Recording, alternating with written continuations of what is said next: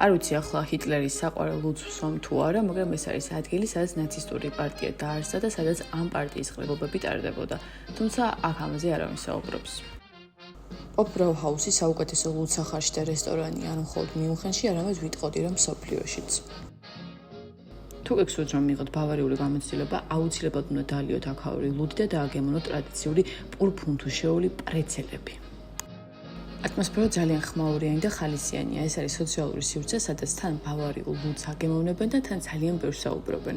ცალკე სანახაობაა ეროვნულ სამოსში გამოწყობილი მომსახურე პერსონალი, საინტერესოდ მოხატული ინტერიერი და რა თქმა უნდა ტრადიციული ბავარიული კერძები. თუმცა აქვე უნდა აღვნიშნო, რომ პირადად ჩემთვის ბავარიული სამზარეულო ცხიმიანი და ცოტა მძიმეა. როგორც მინიმუმ, მიუნხენური თეთრი სოსისები აუცილებლად უნდა გასინჯოთ.